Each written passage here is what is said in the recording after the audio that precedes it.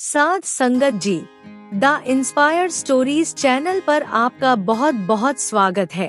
Video शुरू करने से पहले कृपया आप मेरे चैनल को सब्सक्राइब जरूर करें और साथ में बेल आइकन को भी दबा दें ताकि मेरे नए वीडियो का नोटिफिकेशन आपको मिल जाए।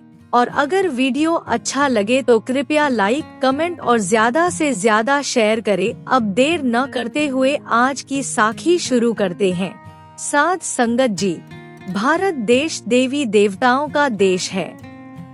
यहाँ पर ज्यादातर मनुष्य देवी देवताओं को मानते हैं और उनकी पूजा भी करते हैं। इसके अलावा देवी देवताओं को खुश करने के लिए वो व्रत आदि भी रखते हैं। उनका विश्वास है कि अगर हम व्रत रखेंगे तो देवी देवता हमारी मनोकामना पूरी करेंगे। अपने इस व्रत के दौरान वो कई दिनों तक भूखे भी रहते हैं। उनमें से कुछ व्रत तो ऐसे भी होते हैं कि जिसमें पानी भी नहीं पिया जाता। क्या देवी देवता हमारे भूखे रहने से खुश होते हैं और हमारे सभी मनोकामनाएं पूरी करते हैं?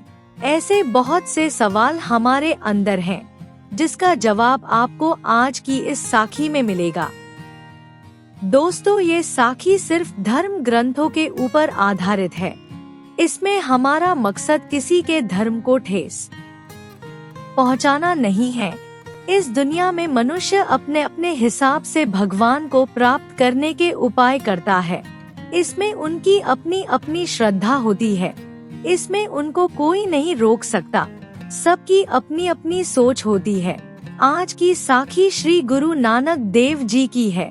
जब वो अपनी यात्रा के दौरान एक जगह पहुँचे तो उनके साथ क्या हुआ और उन्होंने व्रत के बारे में क्या उपदेश दिया, यही हम आपको आज बता रहे हैं।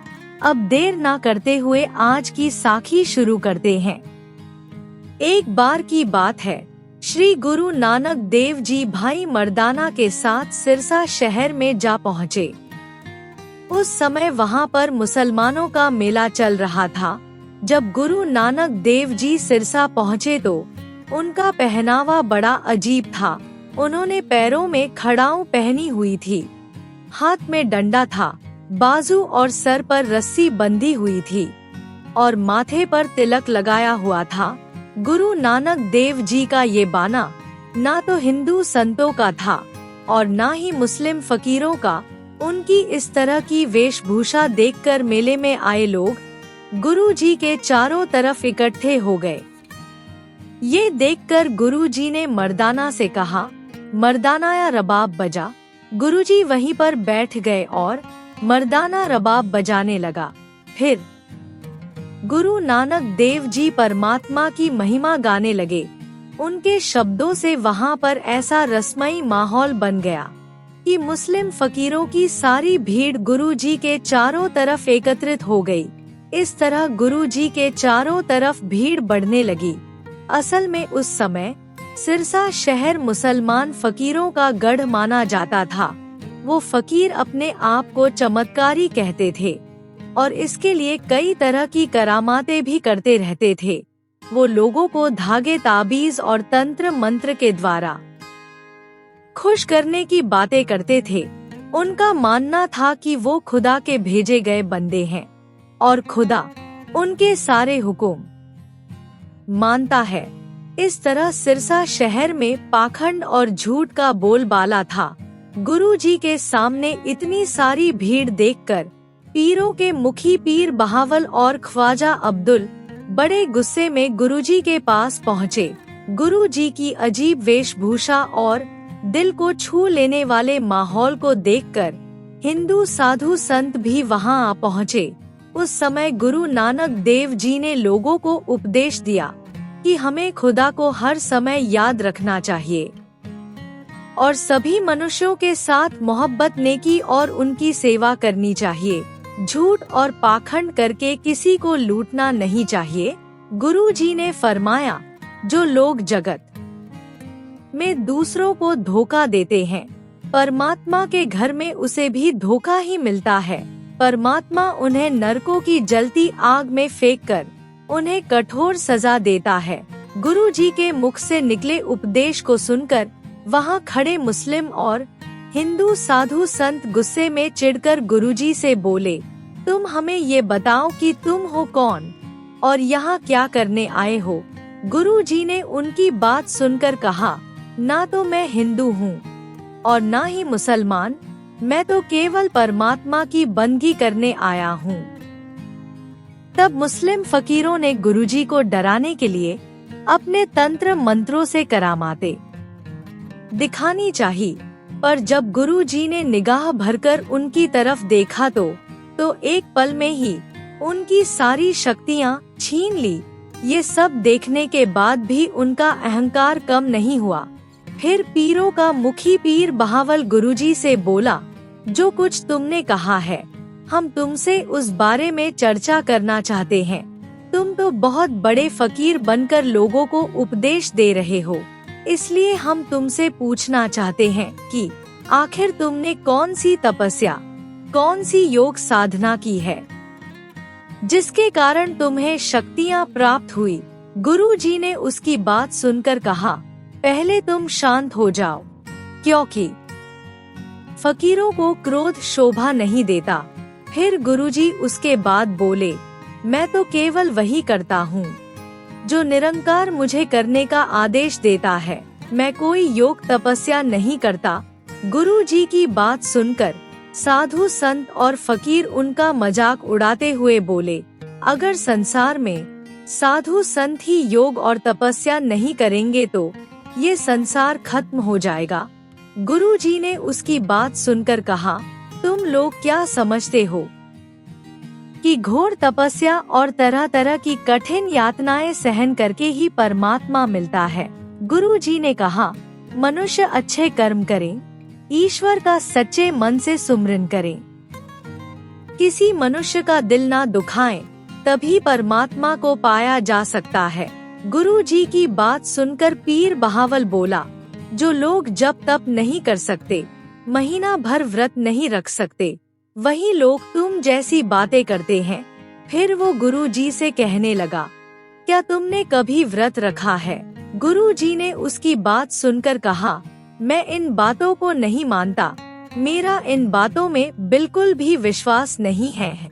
गुरुजी की बात सुनकर साधु बोले, अगर तुमने कभी व्रत ही नहीं रखा, तपस्या ही नहीं की, तो फिर तुम कैसे लोगों को उपदेश दे सकते हो कि कौन सा रास्ता ईश्वर की तरफ जाता है और कौन सा नहीं।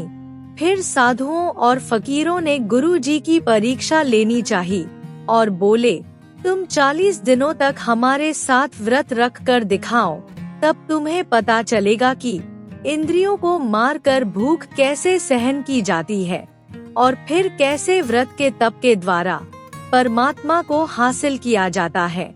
फिर वो गुरुजी से बोले, याद रखना, तुम्हें भी 40 दिनों तक हमारी तरह कुछ भी नहीं खाना पीना, सिर्फ एक जौ का दाना और एक कटोरी पानी व्रत में रोज ग्रहण करना है। अगर तुमने ये सब कर लिया तो उसके बाद तुम हमें अपना ज्ञान देना। ये देखकर भाई मर्दाना ने गुरुजी से कहा, गुरुजी आपकी बातों का इन पर बिल्कुल भी असर नहीं हुआ। मर्दाना की बात सुनकर गुरुजी ने कहा, अगर कीचड़ से किसी को बाहर निकालना हो तो हमें भी कीचड़ में उतरना पड़ेगा। कहते हैं गुरु नानक देव जी ने तब उनका अभिमान तोड़ने के लिए और उनको सही रास्ता दिखाने के लिए 40 दिनों तक व्रत रखने के लिए तैयार हो गए। गुरुजी के कमरे में 40 जौ के दाने और 40 कटोरी पानी रख दिया गया, पर गुरुजी ने व्रत के दौरान 40 दिनों तक ना तो जौ के दाने को हाथ लगाया और ना ही उनका दिया पानी पिया, जबकि पंडितों और फकीरों ने जौ के दाने भी खाए और 40 दिनों तक पानी भी पिया। 40 दिनों के बाद जब पीर और साधु अपने कमरे से बाहर निकले तो भूख प्यास के कारण उनका शरीर बहुत कमजोर हो गया था और उधर दूसरी तरफ जब गुरु नानक देव जी कमरे से बाहर आए तो सब उनको देखकर चकित रह गए, क्योंकि गुरुजी के मुखमंडल पर बहुत तेज था। ये चमत्कार देखकर एक साधु बोला, तुम इस तरह चुस्त और तंदुरुस्त कैसे नजर आ रहे हो? तुम्हारे शरीर पर तो भूखे रहने का कोई असर ही नजर नहीं आ रहा, जबकि हम लोगों का तो भूख के कारण बुरा हाल हो गया है। गुरुजी उनकी बात सुनकर मुस्कुराए और बोले, याद रखना, तुम्हें भी 40 दिनों तक हमारी तरह कुछ भी नहीं खाना पीना, सिर्फ एक जौ का दाना और एक कटोरी पानी व्रत में रोज ग्रहण करना है। अगर तुमने ये सब कर लिया तो उसके बाद तुम हमें अपना ज्ञान देना। ये देखकर भाई मर्दाना ने गुरुजी से कहा, गुरुजी आपकी बातों का इन पर बिल्कुल भी असर नहीं हुआ। मर्दाना की बात सुनकर गुरुजी ने कहा, अगर कीचड़ से किसी को बाहर निकालना हो तो हमें भी कीचड़ में उतरना पड़ेगा।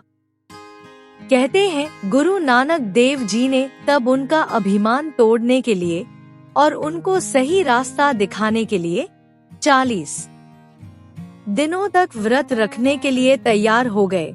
गुरु जी के कमरे में 40 जौ के दाने और 40 कटोरी पानी रख दिया गया, पर गुरु जी ने व्रत के दौरान 40 दिनों तक ना तो जौ के दाने को हाथ लगाया और ना ही उनका दिया पानी पिया, जबकि पंडितों और फकीरों ने जौ के दाने भी खाए और 40 दिनों तक पानी भी पिया।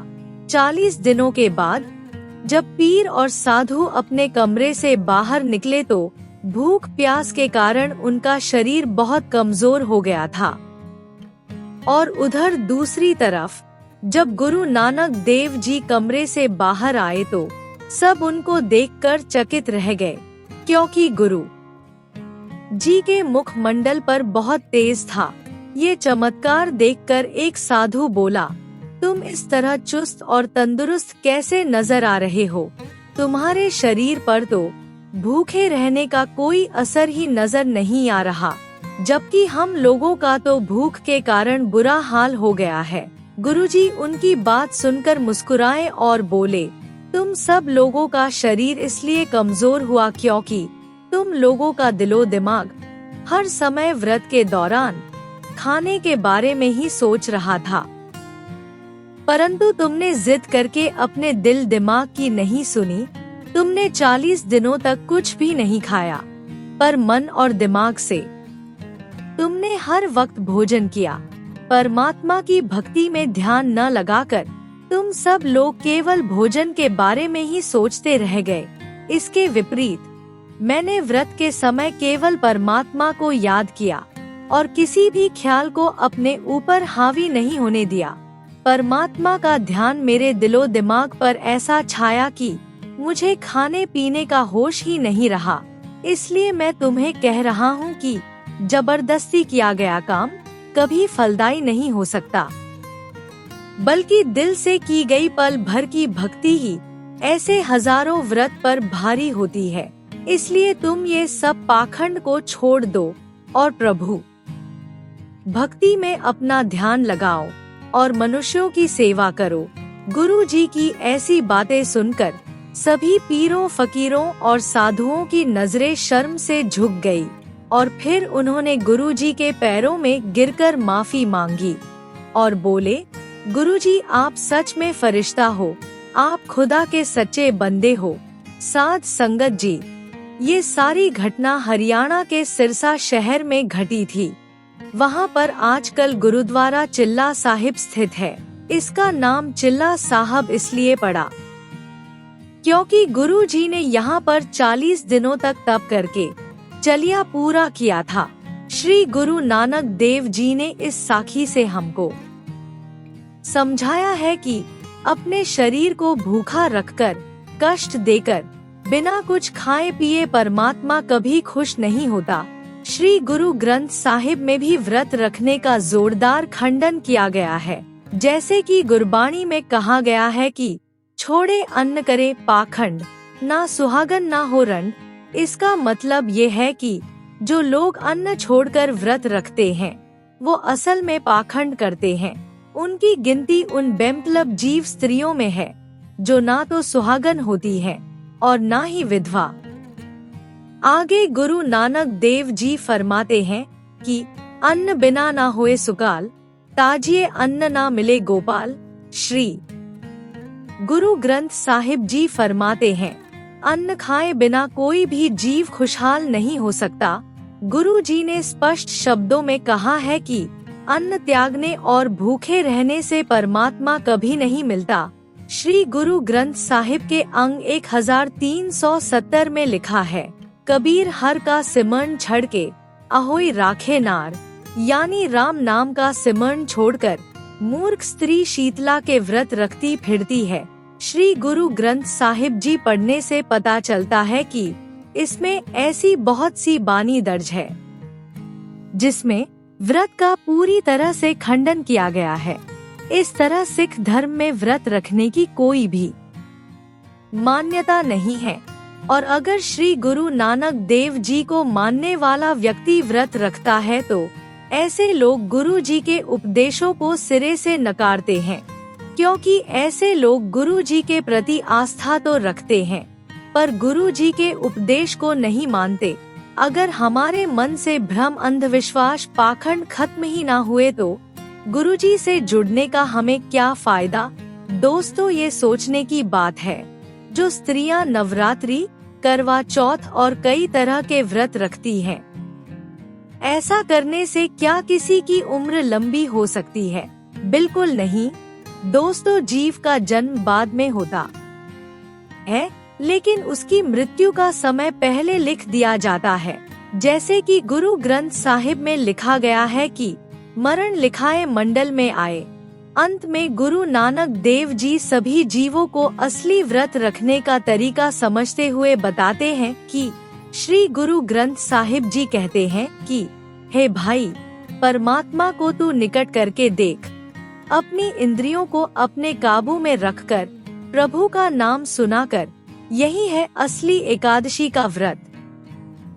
ये जो तेरी आंखें, नाक, कान, जुबान आदि इंद्रियां हैं, इन सब की खुराक कलयुग में बुरा देखना, बुरा सुनना, बुरा बोलना बन गई है। गुरु जी ने फरमाया है कि अगर तूने व्रत रखना है तो फिर ऐसा व्रत रख कि इन आँखों से बुरा ना देख, कानों का व्रत रख, बुरा ना सुन, जुबान का व्रत रख, किसी को बुरा ना बोल, हाथों का व्रत रख, बुरा ना कर, पैरों का व्रत रख, बुरे रास्ते पर ना जा।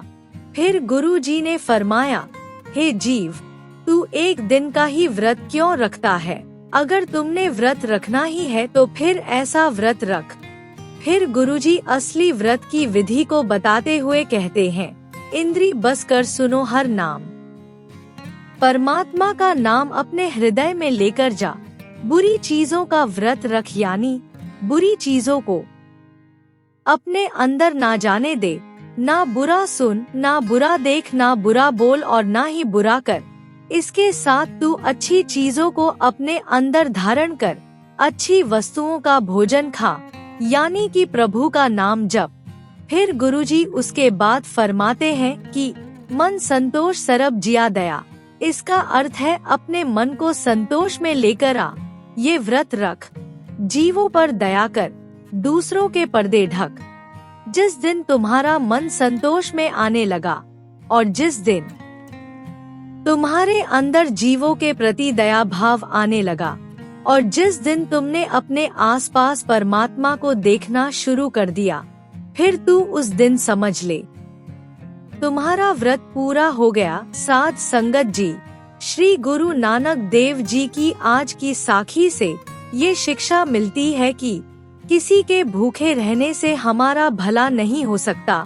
भगवान कभी नहीं चाहते कि उनका बच्चा भूखा रहे। भगवान तो खुद अपने बच्चों का पेट भरते हैं, भला भगवान क्यों चाहेंगे कि उनके बच्चे भूखे रहे। रही बात मनोकामना पूरी होने की, तो जिस दिन मनुष्य का जन्म होता है उसी दिन उसके भाग्य में लिख दिया जाता है कि उसे जीवन में क्या मिलेगा, क्या नहीं मिलेगा। बच्चे जब बाप से कुछ मांगते हैं तो बाप उसे ये कभी नहीं कहता कि पहले तुम भूखे रहो। बाप तो उनकी जरूरत के अनुसार उन्हें सब कुछ दे देता है। अगर हमें भी व्रत रखना है तो जो श्री गुरु नानक देव जी ने बताया है, हमें उन्हीं चीजों का व्रत रखना चाहिए ताकि हम इस भवसागर से पार हो सके और जाकर उस परम परमात्मा में समा सके। साध संगत जी, अगर आपको आज की साखी अच्छी लगी हो तो कृपया लाइक कमेंट पर शेयर जरूर करें। आपके प्यार और स्नेह के लिए बहुत बहुत धन्यवाद।